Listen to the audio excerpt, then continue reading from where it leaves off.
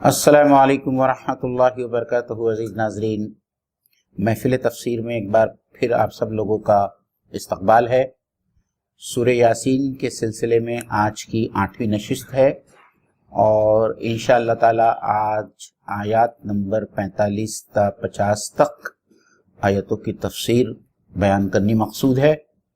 تو سب سے پہلے ہم ان آیتوں کی تلاوت کریں گے اور پھر اس کے بعد میں اس کی ترجمانی آپ لوگوں کے سامنے پیش کریں گے اور پھر ایک ایک آیت کے اوپر مفصل گفتگو ہوگی۔ تو میں سب سے پہلے تلاوت کرتا ہوں۔ اعوذ باللہ من الشیطان الرجیم، بسم اللہ الرحمن الرحیم۔ وَإِذَا قِيلَ لَهُمُ اتَّقُوا مَا بَيْنَ أَيْدِيكُمْ وَمَا خَلْفَكُمْ لَعَلَّكُمْ تُرْحَمُونَ وَمَا تَأْتِيهِمْ مِنْ آيَةٍ مِّنْ آيَاتِ رَبِّهِمْ إِلَّا كَانُوا عَنْهَا مُعْرِضِينَ وَإِذَا قِيلَ لَهُمْ أَنفِقُوا مِمَّا رَزَقَكُمُ اللَّهُ قَالَ الَّذِينَ كَفَرُوا لِلَّذِينَ آمَنُوا أَنُطْعِمُ مَن لَّوْ يَشَاءُ اللَّهُ أَطْعَمَهُ إِنْ أَنتُمْ إِلَّا فِي ضَلَالٍ مُّبِينٍ وَيَقُولُونَ مَتَىٰ هَٰذَا الْوَعْدُ إِن كُنتُمْ صَادِقِينَ مَا يَنظُرُونَ إِلَّا صَيْحَةً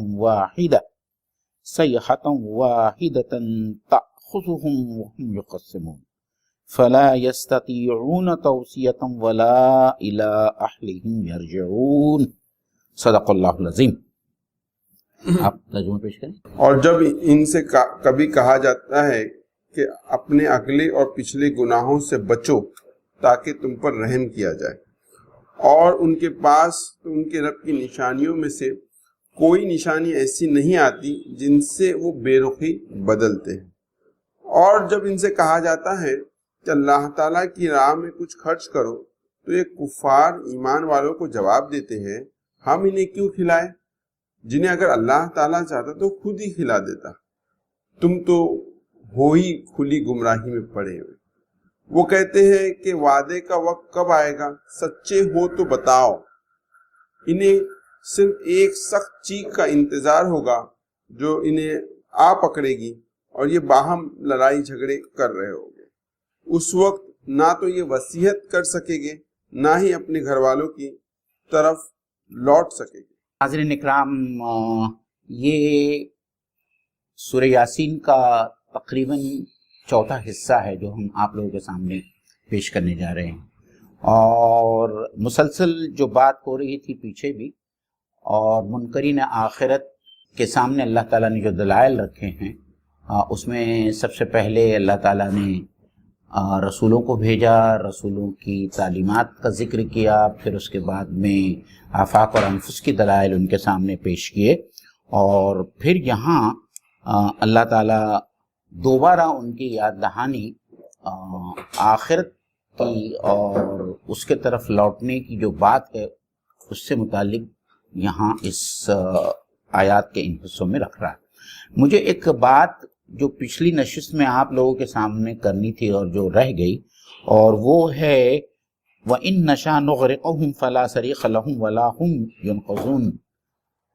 اس سلسلے میں ایک بڑی خوبصورت بات جو یاد آئی، اللہ تعالیٰ یہاں یہ کہہ رہا ہے کہ جن کشتیوں میں ہم نے تم کو سوار کیا یا جو سواری پر تم سوار ہوتے ہو اور تم اس سواری کے ذریعے اپنے منزل تک پہنچتے ہو، اگر اللہ تعالیٰ کی رحمت نہ ہو تو ہم تمہارے اس سفر کو بیچ میں ہی ختم کر دیں، تمہاری کشتی کو بھی ڈبو دے، تمہاری فلائٹ جس کے اوپر تم سوار ہوتے ہو فلائٹ کریش ہو جائے اور تم اپنے منزل مقصود تک نہیں پہنچ سکو گے۔ اور پھر اللہ کہتا ہے کہ یہ تو ہماری رحمت ہے کہ تم اس طریقے سے سواری کر پاتے ہو اور اپنا سفر طے کر پاتے ہو۔ اور پھر آگے اللہ تعالیٰ کہتا ہے کہ یہ جو زندگی دی جا رہی ہے، مطلب جو سفر آپ لوگ کرتے ہیں تو ایک جگہ سے دوسری جگہ جانا اور وہاں سے واپس آنا، یہ سب تمام عارضی چیز ہے، آخر میں آپ سب کو پلٹ کر ہمارے ہی پاس آنا ہے۔ اور اسی نوعیت سے سورہ زخرف کی جو آیت ہے جس کو ہم سفر کی دعا کے طور پر پڑھتے ہیں، اس میں یہ مفہوم جو ہے فقان بھائی بہت کھل کے آ جاتا ہے۔ سبحان الذی سخر لنا ھذا، یعنی پاک ہے وہ ذات جس نے اس سواری کو ہمارے لیے مسخر کر دیا۔ اور نہیں تو ہم اس کے اوپر قابو پانے والے نہیں ہیں. اور آخر کا جو آیت کا یہ جملہ ہے وہ بہت مناسب اور بہت ہی چوکا دینے والا ہے. وَإِنَّا إِلَىٰ رَبِّنَا لِمُنْقَلِبُونَ، اور بے شک ہم ہمارے رب ہی کی طرف پلٹنے والے.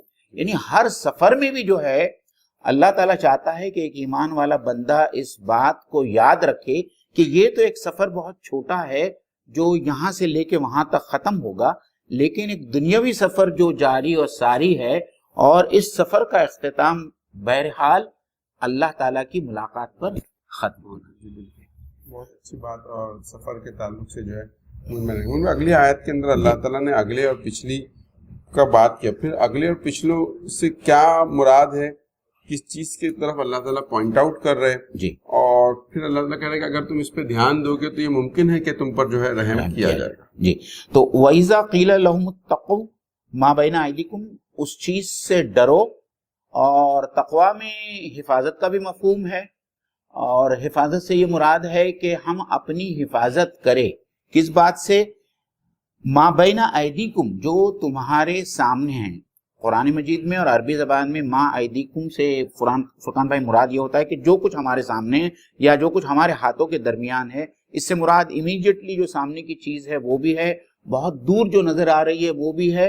اور مفسرین نے اس کا مطلب یا اس سے مراد آخرت بھی لی ہے کہ تم ڈرو یا اپنے آپ کو بچاؤ.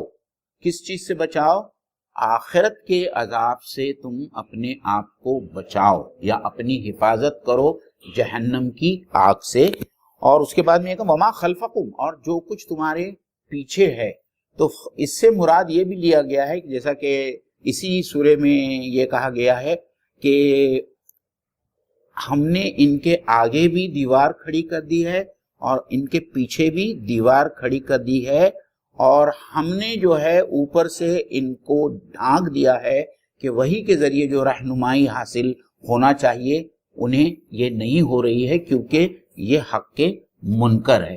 تو وہاں پیچھے سے مراد یہ لی گئی تھی کہ یہ تمام قومیں جن کو ڈرایا گیا، یہ وہ تمام قومیں جن تک اللہ کے رسول پہنچے اور دین حق کو لے کر پہنچے، ان تمام لوگوں نے ان کو جھٹلایا. اور اس کی پاداش میں جس طریقے سے اللہ تعالیٰ نے قوم عاد کو، قوم سمود کو، قوم نوح کو تباہ و برباد کر دیا، اور ان کی نشانیاں تاریخ کی کتابوں میں اب بھی موجود ہے. اور خاص طور پر کفار قریش اور کفار مکہ جب سفر کرتے تھے تو ان کے کھنڈرات کو دیکھتے تھے. تو یہاں اس بات کی بھی تلقین کی جا رہی ہے کہ ان کو چاہیے کہ ماضی سے عبرت حاصل کرے. ایک بہت اچھا نقطہ جو کسی مفسر نے بیان کیا ہے، اس سے مراد انسان کو یہ بھی لینی چاہیے کہ میرا جو ماضی گزرا ہے اور میرے ماضی میں میں نے جو گناہ کیے ہیں، جس کا علم سوائے مجھے اور اللہ تعالیٰ کے اور کسی کو نہیں ہے، تو مجھے اپنے ماضی کے بارے میں بھی سوچنا چاہیے اور اللہ تعالیٰ سے استغفار کرنا چاہیے اور اپنے روش کو درست کرنا چاہیے تاکہ اللہ تعالیٰ ہم پر لعلکم ترحمون، شاید کہ اللہ تعالیٰ تم پر رحم کرے. تو اگر اللہ تعالیٰ کی رحمت ہم چاہتے ہیں اس دنیا میں بھی اور آخرت میں بھی اور جنت کی شکل میں بھی، مطلب یہ آیت جتنی ریلیونٹ اس وقت کے کفار اور قریش کو تھی، اس وقت بھی وہ لوگ جو دین حق کے منکر ہے، آخرت کے منکر ہے، حساب اور کتاب کے منکر ہے، مسلمانوں میں بھی وہ لوگ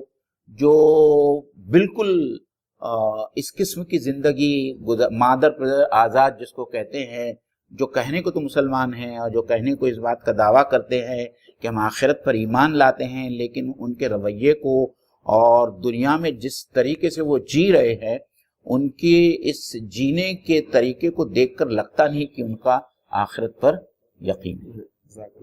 اس میں اگر ان آیتوں کو اگر دو لیول پہ میں سمجھ رہا ہوں کہ اوور آل بحث سمجھنے کی کوشش کی جا رہی، ایک تو قومی سطح پر جیسے کفار قریش کو بتایا جا رہا ہے کہ دیکھو پچھلی قوموں کے کیا حال ہوئے، اور دوسرا پرسنل لیول پہ جیسے آپ نے اشارہ کیا کہ انسان کو خود بھی غور کرنا چاہیے کہ اس نے پچھلے کیا گناہ کیے اور کیا نہیں. تو میں سمجھتا ہوں وہ دونوں پوائنٹ آف ویو کو بحیثیت مسلمان بھی ہم کو آج ہندوستان کے پس منظر میں دیکھنا چاہیے کہ جو قوموں نے اسلام کے عہد کیے ہوئے फरीजों से रूगर्दानी की है, दावत से रूगर्दानी की है और दुनिया ही में मुलव्वस हुए, तो वो मुसलमान आबादियों का क्या हुआ? जैसे आज अगर हम स्पेन की बात करते हैं, एक बड़े अरसे तक मुसलमान वहां पर 800 रहे, साल, लेकिन आज वहां पर कोई मुसलमान मौजूद 800 साल हुकूमत की। वहां पर कोई मुसलमान, तो कौमों का अंजाम कैसे होता है उसकी निशानियां हैं, उस पर हमको गौर करना चाहिए वैसे हिंदुस्तानी मुसलमान। और दूसरा पर्सनल फ्रंट पे ये कि हमको देखना, अगर हम हर आदमी अपनी जिंदगी का जायजा ले कि उसने किन किन मामलात में अपनी पर्सनल जिंदगी में अल्लाह के अहकाम की खिलाफ वर्जी की, और फिर उसके नताइज भी बुरे नताइज जो अपनी जिंदगी में देखता है। तो वमा असाबकुम मिन मुसीबतिन फबिमा कसबत अयदीकुम, तुम पर जो भी मुसीबत आती है वो तुम्हारे अपने हाथों का कमाया हुआ होता है। तो हमारे पर्सनल लाइफ में भी उसके बुरे असरात आज अगर हम लोग एनालिसिस करेंगे तो हमको दिखाई देंगे। तो अल्लाह ताला वही दावत दे रहा है कि अगर तुम इस तमाम चीजों से डरोगे और अपनी रविश को दुरुस्त करोगे तो मुमकिन है कि अल्लाह ताला तुम्हारी कौमी एतबार से भी तुम पे रहम करेगा, पर्सनल एतबार से। ये तो दुनिया का मामला हो गया, और यही चीज को आखिरत के बाब में भी है और अजाब के बाब में भी है। आखिरत में जो अजाब आना है या दुनिया में जो अजाब से कौम दो चार होती है, उससे बचने का कोई और तरीका नहीं कि हर कौम, हर इंसान अपना एहतिसाब करे और एहतिसाब के नतीजे में अपने रवैये को चेंज करें, दुरुस्त करें। अजीज नाजरीन, इस आयत के सिलसिले में बाज़ मुफस्सिरीन ने सूरह सबा से भी एक हवाला दिया है, जहां इसी किस्म की एक आयत आई है जिसमें अल्लाह ताला फरमाता है कि क्या ये लोग आगे और पीछे ज़मीन और आसमान को नहीं देखते? अगर अल्लाह ताला चाहता तो आसमान का कोई टुकड़ा इन पर गिरा देता, या अगर अल्लाह ताला चाहता तो ज़मीन में इनको धंसा देता, तो फिर क्यों ये लोग इसके बारे में निश्चिंत है, या इसके बारे में क्यों कुछ लोग ये लोग नहीं सोचते? तो यहाँ अयदीकुम व खल्फकुम से ये दोनों बातें भी मुराद है कि ज़मीन और आसमान जो हमारे आमने सामने और पीछे मौजूद है, हम लोग ये क्यों नहीं समझते, या ये लोग जो हक का इनकार कर रहे हैं वो ये क्यों नहीं समझते कि अगर अल्लाह ताला जब चाहे तब आसमान पे से कोई अजाब बरसा दे, या आसमान का एक टुकड़ा इस दुनिया पर गिरा दे, या इन लोगों पर गिरा दे, या जिस तरीके से अल्लाह ताला ने कारून को ज़मीन के अंदर धंसा दिया और कौम लूत को अल्लाह ताला ने ज़मीन के अंदर धंसा दिया, इस तरीके से इन लोगों के साथ में भी मामला किया। अगली आयत के अंदर अल्लाह ताला ने जो है अल्लाह की आयतों और अल्लाह की निशानियों से उन लोग जो है मुंह मोड़ रहे हैं। जी, वमा तअतीहुम मिन आयतिन मिन आयाति रब्बिहिम इल्ला कानू अनहा मोरिदीन, कि जब कभी उन तक आती है अल्लाह की आयतों में से कोई आयत या निशानी, इल्ला कानू अनहा मोरिदीन, तो इनका ये आलम है कि ये उससे एराज ही कर दें।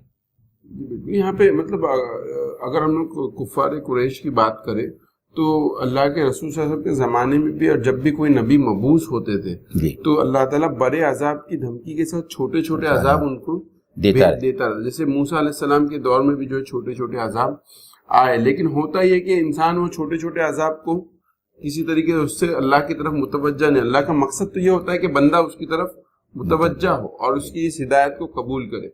तो अल्लाह ताला कहता है कि तुम्हारी तरफ से रब की, और फिर वो होता है ये भी था कि खुद कुफार कुरैश भी जो अल्लाह का से रिक्वेस्ट करते थे कि आप जो हमारे हक में दुआ कीजिए। फिरौन खुद पर्सनली कहता था मूसा से कि तुम जो है दुआ करो ताकि ये अजाब हमसे दूर हो। ये इतनी आयतों को देखने के बाद भी जो है इन लोग जो है जब दुनियावी आयतों को देखते थे, लेकिन फिर दोबारा अल्लाह की जो पुरानी आयत है इनका जो है वो इनकार करते थे। इसमें और कोई बात नहीं है? इसमें फुरकान भाई, जो हक के मुनकर होते हैं और वो एक हद से गुजर जाते हैं, जब अल्लाह ताला उनके दिलों को, उनके कुलूब पर ख़त्म का मतलब मोहर लगा देता है, और उन लोगों के लिए फिर गाइडेंस या हिदायत को हासिल करना उनके लिए नामुमकिन हो जाता है, क्योंकि अल्लाह ताला की जो सुन्नत रही है उस सुन्नत के मुताबिक उनके दिलों के ऊपर मोहर लगा दी जाती है। तो ऐसे किस्म के वो लोग होते हैं कि किसी भी आयत के आने के बाद में, चाहे वो आफाक की आयतें हों, चाहे वो अनफुस की आयतें हों, चाहे वो रसूलों का इत्माम हुज्जत करना हो, इन तमाम चीज़ों से उनकी दिली कैफियत के ऊपर कोई फ़र्क नहीं पड़ता। उनका दिल जो है वो बहुत ही सख्त हो जाता है और कोई भी चीज़ उसके ऊपर असरअंदाज नहीं होती। तो ऐसे लोग जो कुछ भी उनके सामने पेश किया जाए उसके अगेंस्ट हुज्जत रखते हैं सामने, اور جو ہے ان آیتوں کا انکار کرتے ہیں.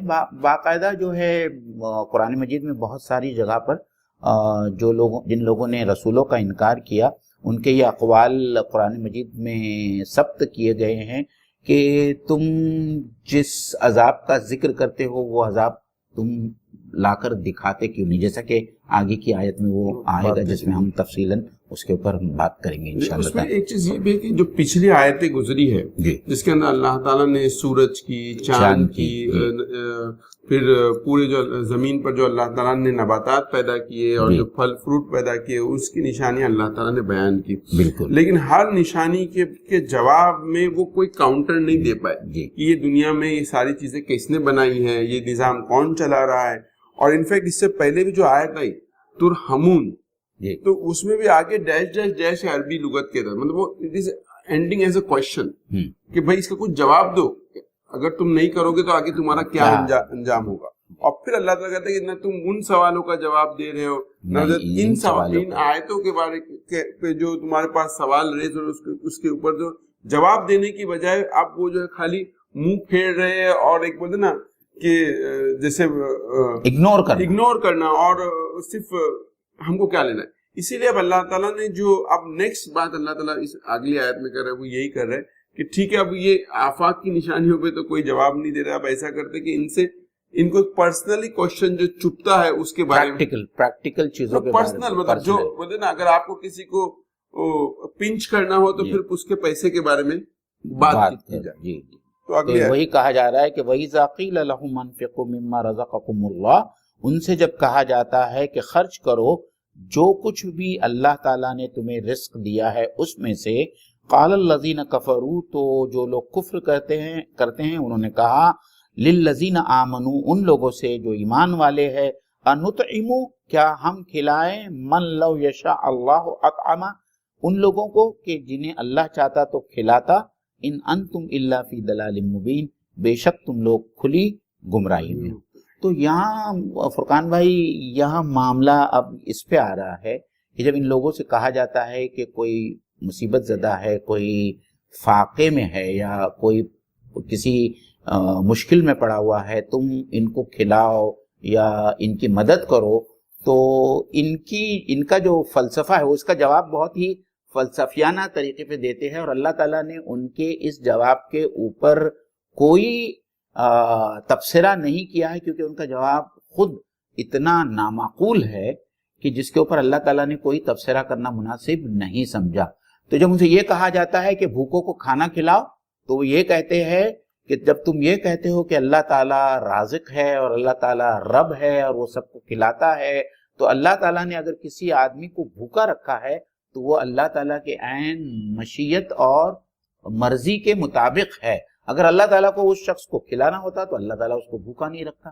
تو پھر آپ ہم سے کیوں کہہ رہے ہو کہ تم اس بھوکے کو کھانا کھلاؤ؟ یہ تو اللہ کے مرضی اور مشیت کے عین خلاف ہے. یہ ایک عجیب فلسفہ ہے جو یک طرفہ فلسفہ ہے, اور اس کو اگر آپ سمجھائیں گے تو بہتر ہوگا, اور اس کی اور کچھ مزید اضافی چیزیں میں انشاءاللہ. یہ بہت انٹرسٹنگ ہے. آج ہم ایک کیپٹلزم کے دور میں رہتے ہیں جہاں پہ یہ کہا جاتا ہے کہ اگر کوئی شخص غریب ہے تو وہ اس کا ہی ان ایکشن ہے یا اس کا ایٹیٹیوڈ ہے, اس وجہ سے وہ غریب ہے, یا اس نے اپنی زندگی میں محنت نہیں کی ہے اس لیے غریب ہے.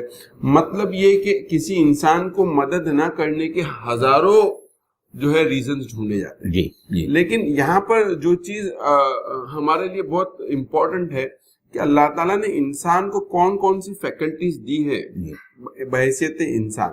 ایک فیکلٹی تو ہے عقل کی, جیسے انہوں نے اس عقل کو یہاں پر اپلائی کیا اور کہا کہ اللہ چاہتا تو خود کھلا دیتا.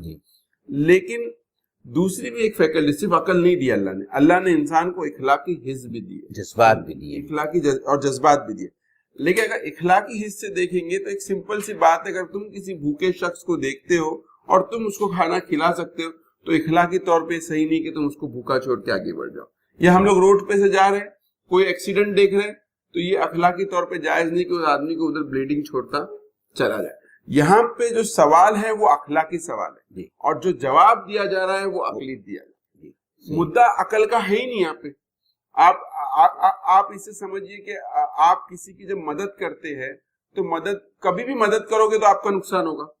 عقل سے تو اس کا جواب ہی نہیں. جواب ادھر سوال اخلاقی سوال ہے, جواب اخلاقی ہونا چاہیے کہ ہم اگر اس کی مدد نہیں کرتے تو اخلاقی کیا بیسس ہے, اور اس کی کوئی بیسس نہیں ہے. اور یہ کوشچن آج کے دور میں اس لیے بھی امپورٹنٹ ہے کہ آج کے دور میں عقل کو جو غیر ضروری اہمیت دی گئی ہے کہ ہم اپنی زندگی کے ہر سوال کا جواب کس سے عقل سے ڈھونڈتے ہیں کہ بھئی عقل اس کا کیا جواب ہے, لیکن ہر سوال کا جواب عقل سے نہیں. جیسے ایگزامپل لیجئے کہ ایک بہت خوبصورت پینٹنگ ہے یا کوئی چیز آپ کو بہت پسند آئی, وہ چیز کس چیز کی بنی ہوئی, کچھ کلرز کی بنی ہوئی ہے, اس کی کیا قیمت ہے, کوئی قیمت نہیں, لیکن آپ اس کے لیے ہزاروں روپے دینے بھی تیار. کس لیے تیار ہوتے ہیں؟ کیونکہ وہ چیز آپ کے ایک تیسری فیکلٹی ہے جس کو ہم کہتے ہیں کہ جمالیاتی حس کو آپ کو بیدار کرتی ہے, آپ اس کو پے کرنے کے لیے تیار ہو جاتے ہیں. جس طرح جمالیاتی حس پہ عقل اپلائی نہیں کر سکتے, اسی طرح اخلاقی معاملات پہ بھی عقل کا کوئی دخل نہیں ہے. اخلاقی سوالات کو اخلاقی طریقے سے حل کیا جائے گا, اور جہاں پہ عقل کی بات ہے, جیسے فار ایگزامپل سمجھیے کوئی ایک سچی بات ہے, آپ کو سچی بات کہنی ہے, اخلاقی سوال ہے. اگر میں سچی بات کہہ دوں تو میرا لاکھوں کا نقصان ہو جائے گا, تو عقل یہ کہتی ہے کہ سچی بات مت کرو. لیکن اخلاق کا تقاضا یہ ہے کہ انسان سچی بات کرے. تو یہ جو تینوں چیزوں کو ملا دینا, جمالیات اور اخلاقی اور سب کے سپریم پہ عقل کو رکھنا, یہ کوئی اسلام کی تعلیم نہیں. اسلام تینوں چیزوں کو الگ رکھتا ہے, خوبصورتی کو الگ رکھتا ہے, عقل کو ایک مقام دیتا ہے, اور سب سے اہم جو چیز جس سے انسان بنتا ہے وہ اس کی اخلاقی حصہ ہے, اس کو بیدار کرنے کی جو ہے کوشش کرتا ہے. اور یہیں پہ ان کی فیلسی ہے. اور آخر میں جو ان کا یہ سوال کہ بھئی اللہ چاہتا تو خود کھلا دیتا, تو کیا اللہ تو رزاق ہے, اللہ تو رب ہے, اللہ کی ذمہ داری ہے سب کو کھلا دینا.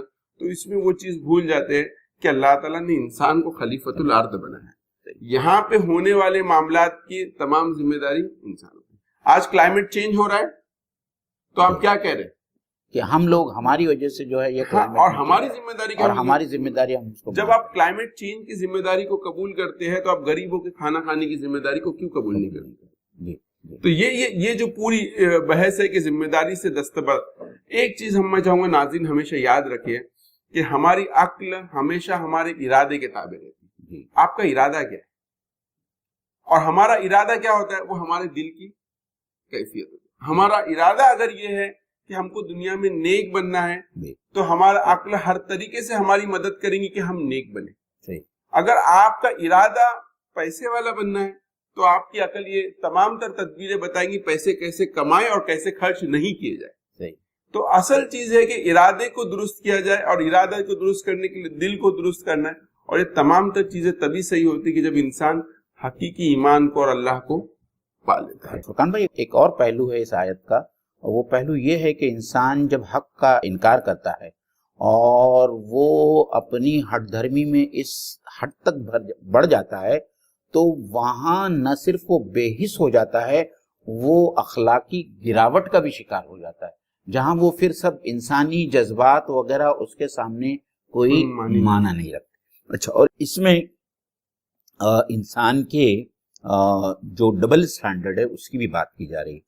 اس کو پری ڈیسٹینیشن فلسفی کہتے ہیں کہ بھئی اللہ نے چاہا اس لیے یہ اس کو کھانا نہیں ملا یا وہ بھوکا رہ گیا.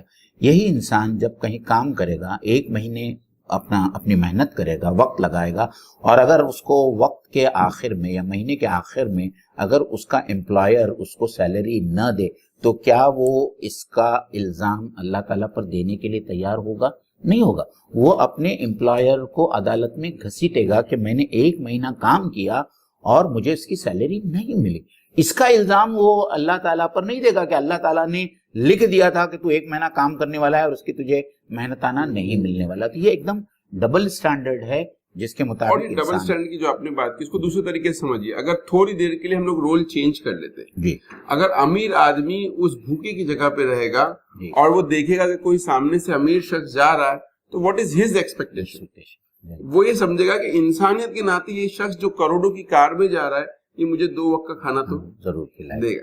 تو جو چیز ہم جب اس رول میں جاتے ہیں یا اس کے جوتے پہنتے ہیں اور جوتے میں گھستے ہیں, تو جو چیز ہم ایکسپیکٹ کرتے ہیں, لیکن جب ہم اپوزٹ سائڈ میں رہتے تو ہم اس چیز کو ماننے کے لیے تیار نہیں ہوتے. اور ہم کو بھی بحیثیت مسلمان میں ہم کو سمجھنا چاہیے کہ ہم اسلام کا مقصد ہی یہ ہے کہ انسان کی اخلاقی حص کو محفوظ رکھے, اس کو پروان چڑھائے, کیونکہ جو چیز انسان کو انسان بناتی ہے وہ اس کے اخلاق ہے. اور ناظرین اکرام, دوسری بات جو ہم کو بہت سمجھ میں آنا چاہیے جو اسلامی نقطہ نظر ہے مال کے متعلق, وہ یہ ہے کہ اللہ تعالیٰ آزماتا ہے. اللہ تعالیٰ مال دے کر بھی آزماتا ہے, اللہ تعالیٰ محروم رکھ کر بھی آزماتا ہے. تو جس طرح ایک قارونی فکر ہے, وہ قارونی فکر یہ ہے جس کی یہاں اس کو سامنے لایا جا رہا ہے کہ جو کچھ کمایا ہوا ہے وہ میرا اپنا ہے, اللہ کی طرف سے دیا ہوا نہیں ہے, اس میں میری محنت اور میری محنت اور میری عقل کا کمال ہے. یہ قارونی فکر ہے. اسلام اس قارونی فکر کو بڑی شدت کے ساتھ میں اس کی تردید کرتا ہے. اور پھر اسلام اللہ تعالیٰ یہ بھی کہتا ہے کہ میں مال دے کر بھی تم کو آزماتا ہوں اور مال سے محروم کر کے بھی آزماتا ہوں. تو جنہیں مال دیا گیا ہے ان کی آزمائش یہ ہے, اور قرآن مجید میں بہت صاف طور پر کہا گیا ہے کہ تمہارے اموال میں محروم اور سائلین کا حصہ ہے اور ان کا حق ہے. قرآن نے اس کو حق کے طور پر لکھا ہے, یعنی آپ اس کا انکار نہیں کر سکتے. آپ کو اللہ تعالیٰ نے جو کچھ بھی دیا ہے اس میں محروم اور سائلین مانگنے والوں کا حصہ ہے. یہ اسلامی نقطہ ہے. اور اس میں وہی چیز ہے کہ اللہ تعالیٰ انسانوں کو انسانوں کے ذریعے آزما رہا ہے. اس لیے امیر کو غریب کے ذریعے آزما رہا ہے, غریب کو امیر کے ذریعے آزما رہا ہے, پاورفل کو حاکم کو محکوم کے ذریعے آزما رہا ہے, شوہر کو بیوی کے ذریعے آزما رہا ہے. تو یہ جو آزمائش پوری دنیا میں وہ انسانوں کے ذریعے. اگر یہ ہوتا کہ انسانوں کے درمیان تفاوت پیدا نہیں کیا جاتا تو یہ پھر پاسبل ہی نہیں تھا کہ یہ جو آزمائش کی دنیا ہے جس کو جو ہے پیدا کیا جائے. یہ جو دوسری آیت ہے اس کے بارے میں دو تفسیریں ملتی ہے. ان انتم الا فی دلال مبین.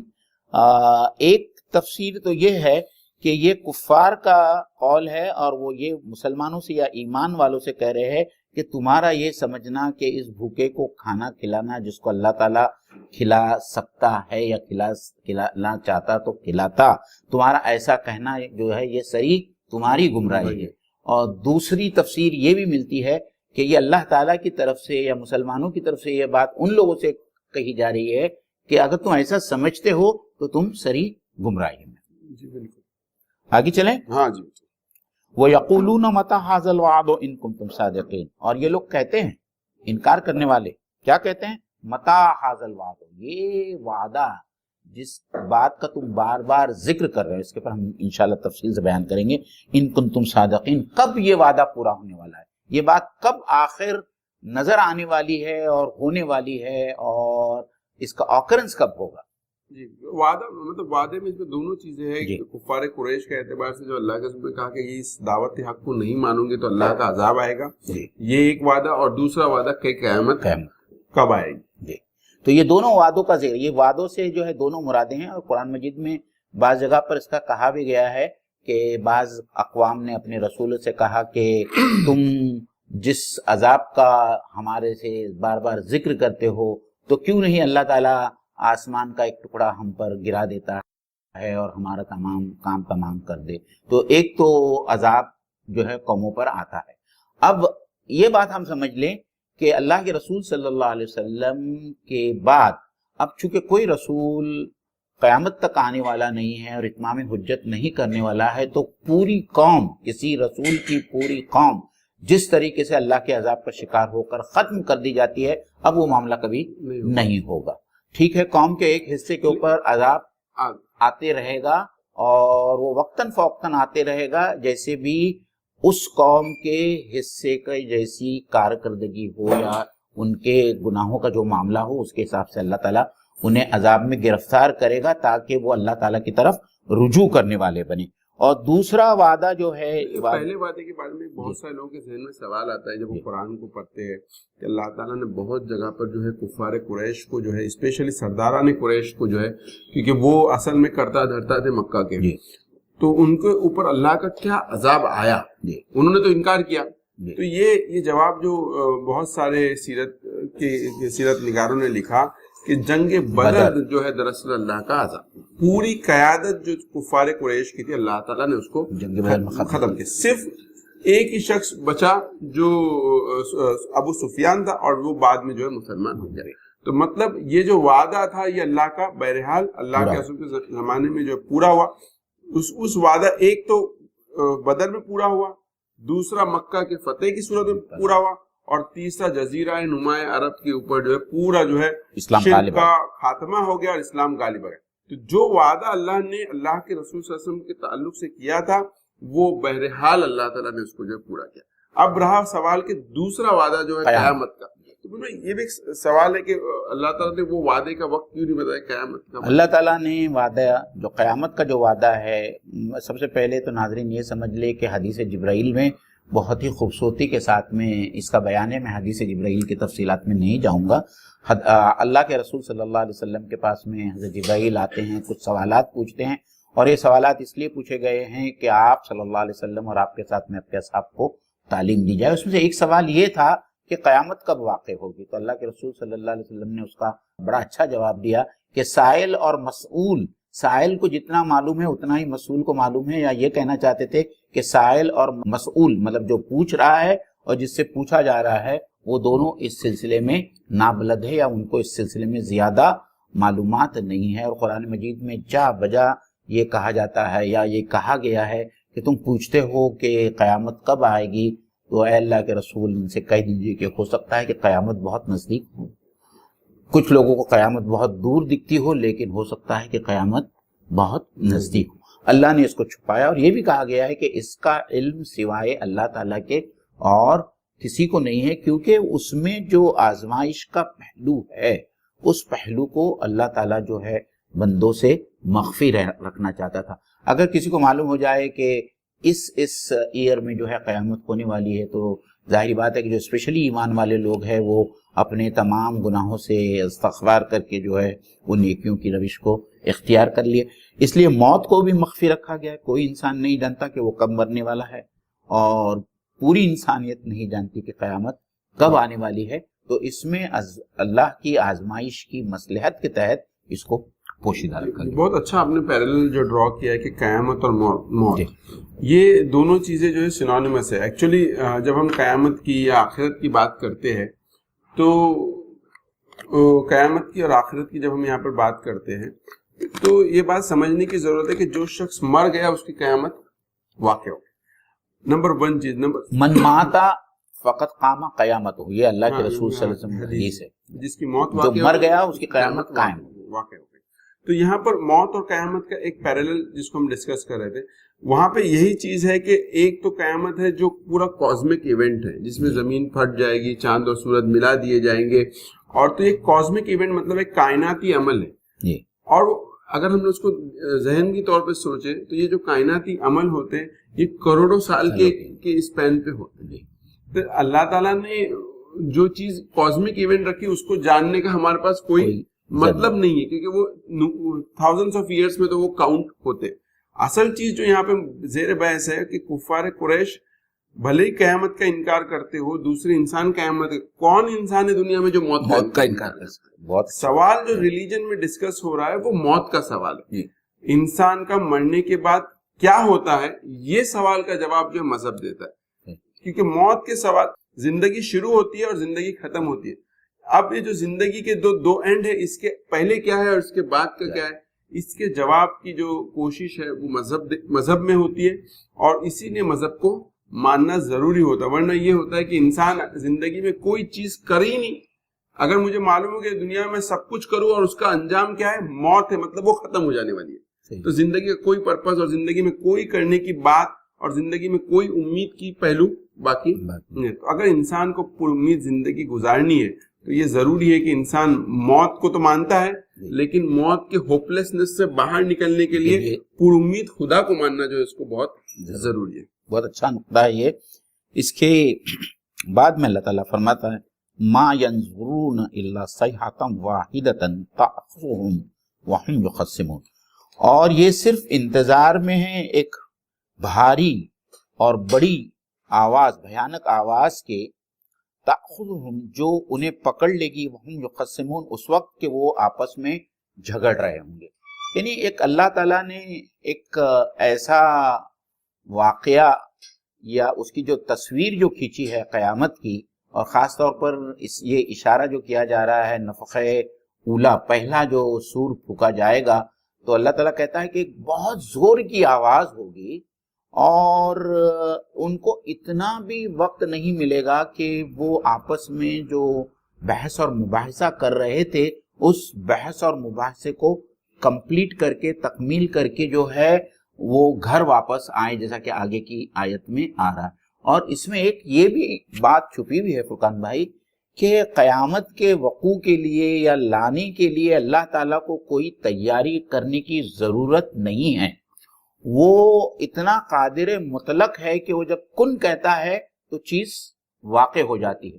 تو وہ جیسے ہی کن کہے گا سور پھونک دیا جائے گا اور لوگوں کو اپنے گھر پر واپس آنے کی مہلت تک نہیں ملے گی، جیسے کہ آگے کی آیت میں کہا جا رہا ہے فَلَا يَسْتَطِيعُونَ تَوْصِيَةً وَلَا إِلَىٰ أَهْلِهِمْ يَرْجِعُونَ، کہ نہ ہی وہ توصیت یعنی وصیت کرنے کے قابل ہوں گے، وَلَا إِلَىٰ أَهْلِهِمْ يَرْجِعُونَ، اور نہ ہی وہ اپنے گھروں پر واپس آ سکیں گے۔ تو تصویر جو پیش کی جا رہی ہے، آپ تصور کیجئے کہ آپ بازار میں ہیں، آپ دکانوں میں ہیں، آپ اپنے آفس میں ہیں، آپ آفس میں کسی ڈیبیٹ میں لگے ہوئے ہیں، آپ کا ڈیبیٹ کمپلیٹ ہونے سے پہلے، آپ کے گھر پہ آنے سے پہلے کہ آپ گھر پر آ کر اپنے بارے میں یا کسی خاص چیز کی وصیت اپنے گھر والوں سے کرنا چاہتے ہوں، یہ اتنی زبردست چنگاڑ ہوگی جو سور پھونکا جائے گا، اتنی زبردست آواز ہوگی، ساؤنڈ آف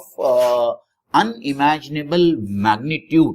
اور ہم جو سائنس پڑھتے ہیں ہم جانتے ہیں کہ ایک پرٹیکولر ڈیسیبل سے جب آواز کی انٹینسٹی اور اس کا میگنیٹیوڈ بڑھ جاتا ہے تو اس کے کیا اثرات انسانی زندگی پر پڑتے ہیں اور ہوتے ہیں۔ تو آپ سوچئے، تو انسان نے جو مصنوعی آواز پیدا کرتا ہے اس کے بارے میں ہم جانتے ہیں، تو اللہ تعالیٰ جو آواز سور کی کرے گا، پھونکی جائے گا، اور جو سور کی جو آواز ہوگی اس کا میگنیٹیوڈ کیا ہوگا کہ یہ پوری دنیا کی زندگی جو ہے وہ درہم برہم ہو جائے گی اور وہ آنن فانن ہو جائے گی، اس کو ایسا کچھ زیادہ وقت نہیں لگے گا۔ اور اس آیت میں یہ بھی معنی پنہا ہے کہ اس کی تیاری کے لیے اللہ تعالیٰ کو کوئی وقت نہیں لگنے والا ہے، اللہ جب چاہے اس وقت جو ہے سور پھونکا جائے گا اور تمام دنیا تباہ و برباد ہو جائے گی۔ تو ایک سٹل پہلو یہ بھی ہے کہ وہ جھگڑ رہے ہوں گے۔ جی، آپ اس سے سمجھیے کہ یہ جو معاملہ ہے جھگڑنے کا، بحث کرنے کا، اس پہ ذرا غور کریں۔ چیز جب ہم اسلام کی بات کرتے ہیں اس کا کنٹینٹ کیا، آخرت کی جب ہم بات کرتے ہیں تو وہ کیا چیز ہے؟ وہ ایک خبر ہے، جی، ایک نیوز دی جا رہی ہے آپ کو۔ جی، جی، نیوز کیا دی جا رہی ہے کہ بھائی ایک دن ایسا آنے والا ہے جب قیامت آئے گی، اور ایک دن ایسا ہے جب آپ سے حساب لیا جائے گا آخرت میں۔ اس میں جھگڑنے کی بات کیا ہے؟ ہوا یہ ہے کہ جب اس سورے کے سٹارٹ سے شروع کر رہے ہیں تو بات چل رہی ہے نبیوں کی۔ نبی کون ہے؟ جس نے آپ تک خبر پہنچائی، جو پیغمبر ہے، جس نے خبر لے کر آپ کے پاس آئے۔ اگر کوئی آپ کو یہ خبر دے کہ بھائی وہاں سے ایک سیلاب آ رہا ہے جو آپ کے شہر میں پہنچنے والا ہے، چلو ایک آدمی نے بولا، آپ نے نگلیکٹ کیا، دوسرے نے بولا، تیسرے نے بولا، یہ خبر نوع انسانی کو 1,26,000 نبیوں نے پہنچائی۔ ہم اگر اسلام کی بات کریں تو آپ صلی اللہ علیہ وسلم نے پہنچائی، اگر ہم یہودیوں کے پرسپیکٹیو سے بات کریں تو ان کے نبیوں نے پہنچائی، عیسیٰ علیہ السلام نے بھی یہ خبر پہنچائی۔ تو جب یہ خبر اتنے ملٹیپل ریسورسز سے آپ تک پہنچی ہے کہ ایک دن آنے والا ہے جس دن آپ کو حساب دینے والا، تو اب جھگڑا کرنے کی کوئی بات نہیں ہے۔ آپ خبر کے ساتھ جھگڑا نہیں کر رہے ہوتے، آپ اس کے نتیجے میں اپنے عمل کو صحیح کر کے اب مجھے کیا کرنا ہے، اگر یہاں پہ سیلاب آنے والا ہے تو مجھے کیا کرنا ہے۔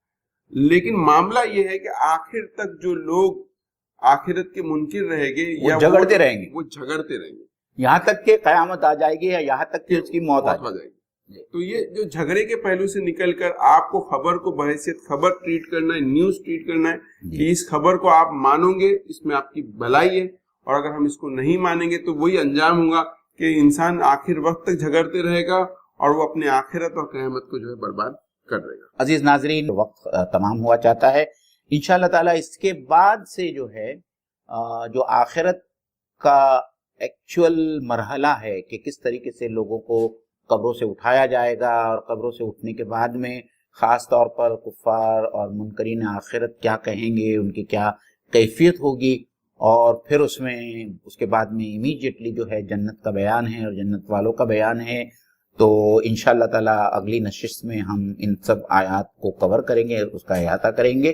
آپ تمام لوگوں سے ایک بار پھر ہماری گزارش ہے کہ ہر جمعرات کو 9:30 بجے اس محفل تفسیر سے آپ جڑے رہیے، ہمارے اس چینل کو سبسکرائب کریں، پروموٹ کریں، اور اللہ تعالیٰ سے ہم دعا کرتے ہیں کہ اللہ تعالیٰ قرآن مجید میں ہم جو کچھ پڑھ رہے ہیں اس میں جو ہدایت کا سامان ہے، اللہ تعالیٰ ہمیں بھی توفیق دے، ہم اس سے ہدایت حاصل کریں، ہم اپنے رویوں کو درست کریں، قرآن مجید کو ہم جو ہدایت کی کتاب سمجھ کر پڑھتے اور سمجھتے ہیں اس کے اوپر ہم کو عمل کرنے کی توفیق دے، اور ناظرین اکرام اور ساری دنیا کے انسانوں کے لیے اللہ تعالیٰ نے جو ہدایت کی کتاب بھیجی ہے اس کو دوسرے لوگوں تک پہنچانے کی جو ہم پر ذمہ داری ڈالی گئی ہے، اللہ تعالیٰ ہم کو توفیق دے کہ ہم اس ذمہ داری سے بھی عہدہ برا ہو۔